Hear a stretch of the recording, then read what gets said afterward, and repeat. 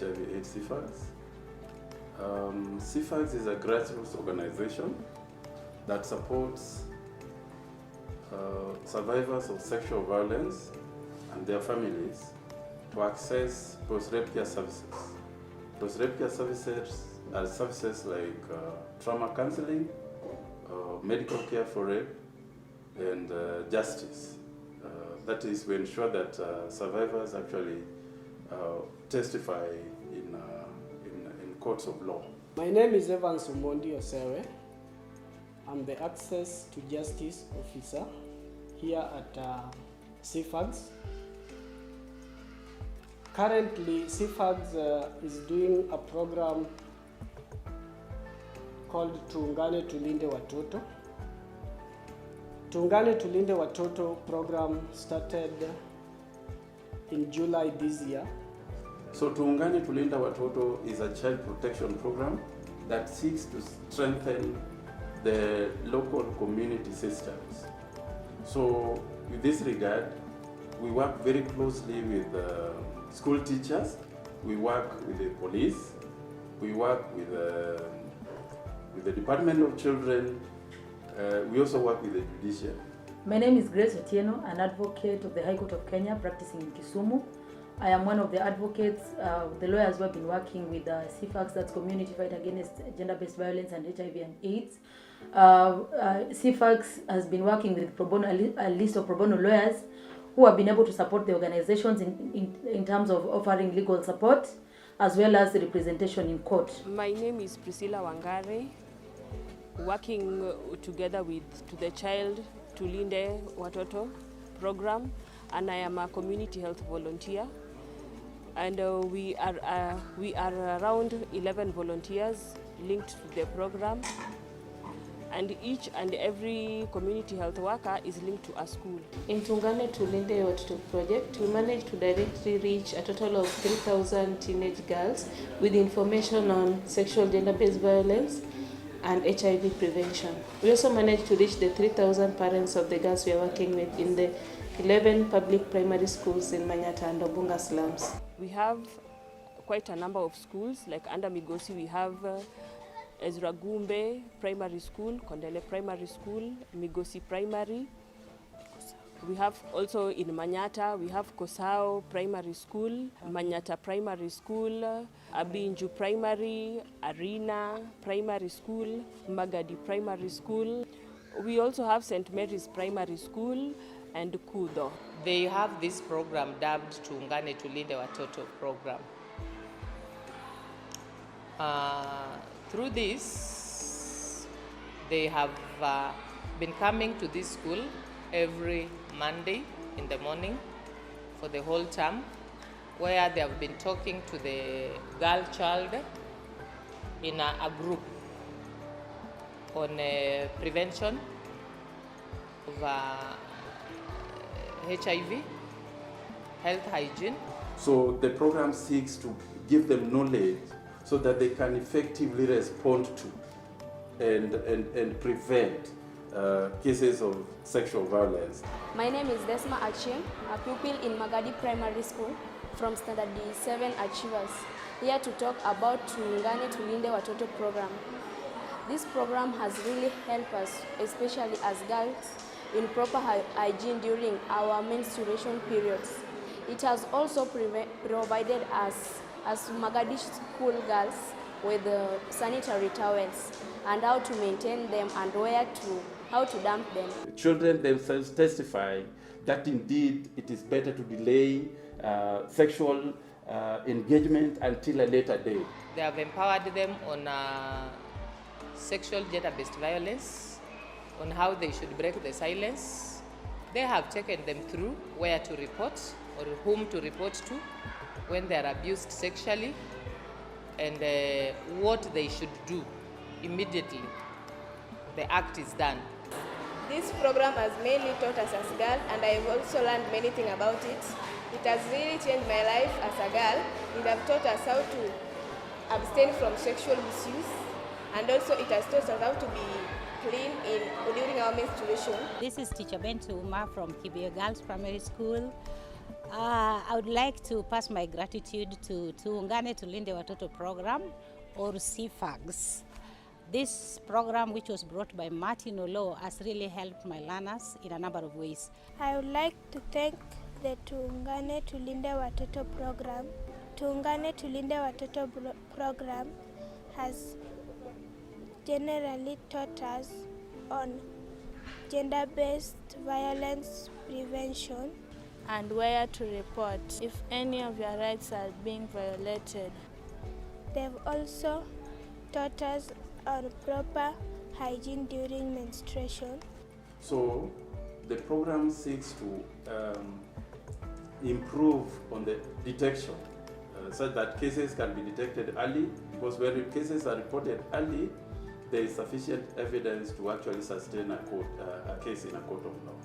From the schools, we managed to get 127 cases. From these 127 cases, 62% are sexual gender-based violence cases related. Some happened long time ago and the perpetrators are nowhere to be found. In such scenarios, we do counseling to the survivors. Where the perpetrators can be found, they are arrested and taken to court. We also, as community health volunteers, we also do community work, which is also linking with the community as a whole in order to be able to reach for those children who are being molested or being done for child abuse in any other way. In case 014 of November 2022 is a sad story of a 7-year-old girl who was staying with her father and her 4 siblings. Her father and her mother later separated, leaving her to be the mother of the house and taking care of her siblings.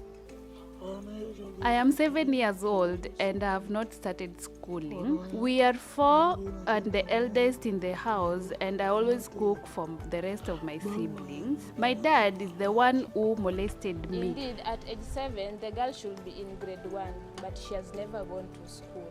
However, the father turned the poor girl, who is his firstborn, into his wife, abusing her repeatedly until a local administration came to their rescue and rescued them, later referred them to Mama Doris Safe Shelter, where they came sickly and malnourished. CFAGS helped the children by taking them to the hospital.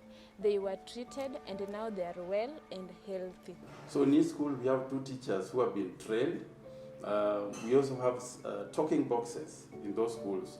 They've also brought a talking box, and to which if you are genderly violated, we can write our issues which we cannot share with our teachers or parents, and we put them inside that box. So when they come, they will take those issues that we've written and go about them. They've also brought sanitary pads and distributed to the girls, which has helped them a lot. Generally, we deal with public primary schools. That is where we do our sensitization onto the child program, Tulinde Watoto, where we engage the teachers inside the school to be able to reach out to the children who are being molested either at home or within the community. Our girls, some of whom are very shy, might not be able to face the teacher and tell them what they have gone through, but with the talking box, the girls are able to put in what they have gone through, any matter that is disturbing them, and in particular matters to do with sexual abuse, which some of them are shy to talk about openly. With a toll-free number, it's lockable. They have the keys themselves. So when a girl is defiled and is not free to share with the teachers, they just write and drop into that box so that later these guys can come, open, get the information, and they take the necessary step. Now that is where we go and pick it up with the teachers and see whether the child has been molested in which way. And once we receive these cases from the talking boxes, first thing that we ensure that we do, we identify the child who placed the case in the talking box through their guidance and counseling teacher. And then identify the genuine cases. And then those genuine cases are taken to the hospital And if indeed it is confirmed that those cases are true, we bring the child back to the police. So from the time the case is reported to the police station, somebody has to be there, and that is my role as a lawyer and the role of the other pro bono lawyers that we work with, to see that we follow up and ensure that statements are recorded, ensure that witnesses are able to come to court and testify. That's at the police level. And then the child will be brought to our safe space as we process other legal processes. Then we support those survivors through counseling. And we also support them through their education. I'm also the parent to the child who was molested. My daughter is the one who was defiled. When I was called by the school administration, it was something I was not aware of, and it involved a family member. It was her cousin and her brother. When the teachers informed me, I tried to interrogate my daughter, and she told me that it's something that started when she was in grade 3 until when she is in grade 8. That is when CFAX took my daughter and supported her through counseling.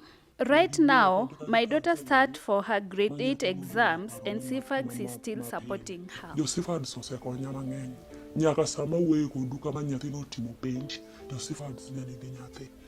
My name I am 13 years old. I have done my KCP.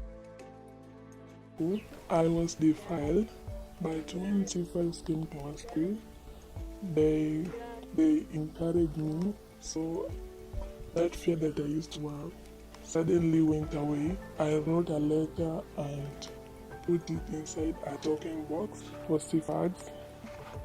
Weeks later, they came to school. They talked to me and they took me to a safe house where I was being helped. I was taken through counseling. So I want to thank the CFAX for helping me. And I am waiting for my result to come out so that I can join Form 1 next year. So that's what we do here. And this particular project was supported by Egmont Trust UK, and that support has helped us to do a lot.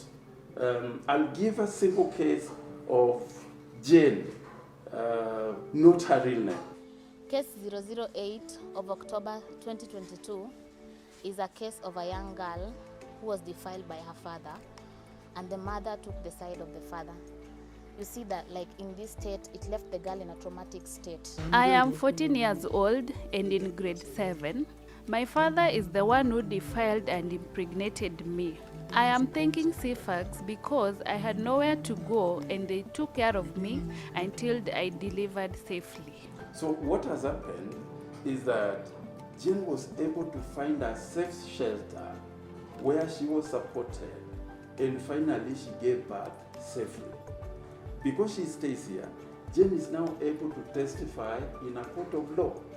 So she has given birth safely, she's not threatened, she's now happy, and we hope that by January, Jane will go back to school and pursue her dream. So it is very important that CFAX has been able to work with the lawyers to see that we don't blame the other actors, especially where the police has failed in their role, where the court seems to delay the cases. It is our role to ensure that we go to court and the case proceeds so that the witness is able to testify at the right time, because a lot of times we are dealing with young girls and they tend to forget. So if they don't allow, or a survivor is not allowed to testify immediately, then they may be able to forget the issues regarding the case. Currently, we have 30 active cases in courts, while some are still under investigation by the police. We use Kobo Collect.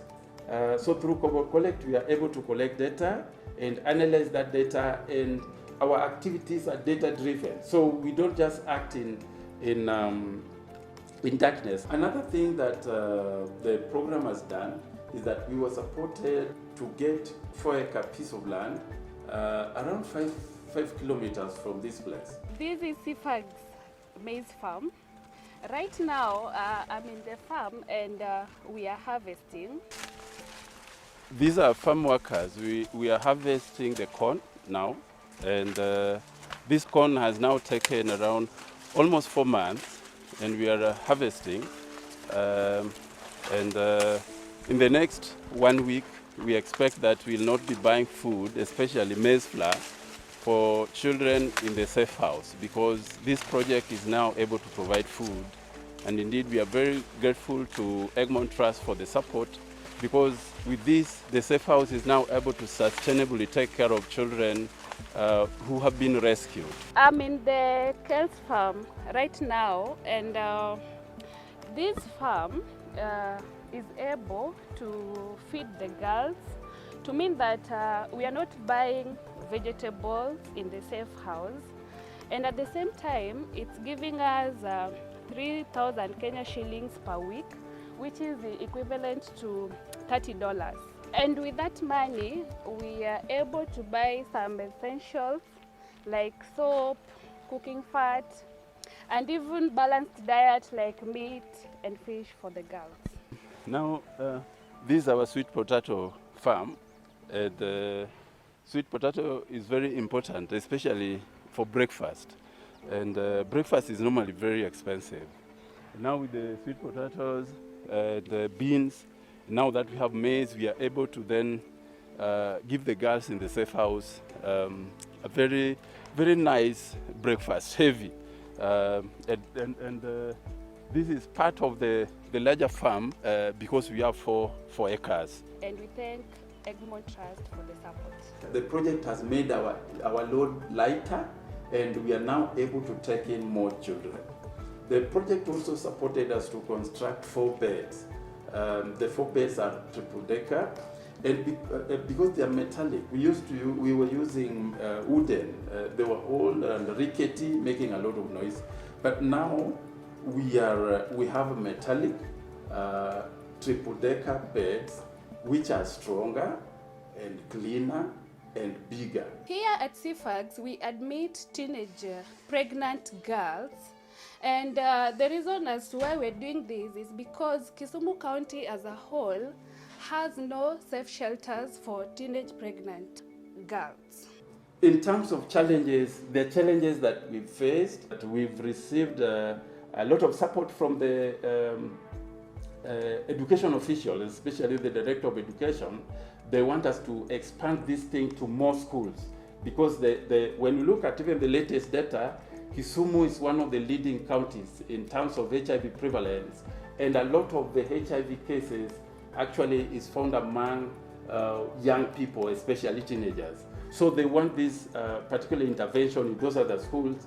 However, the resources that we have currently are only able to support the schools that we discussed with our donor. And lastly, one of the challenges we have again is even though we are able to take in 20, the number is so huge, especially now that schools are closed. We have a lot of children who want to be rescued here. But the problem is that our capacity is only 20. And when you look at our office, we are not able to absorb more. So, of course, we work on repatriation, but our intention is to have an office block, probably a container outside, so that the entire space can actually be left to the girls, and we fill it up with beds so that we can accommodate more girls who have been abused. Currently, we can only do 20, so that's also one of the challenges. However, the support from Egmont Trust has really helped us. That one goes without saying, and we are very, very grateful, and we hope that this particular support will continue so that we can reach more vulnerable children and their families.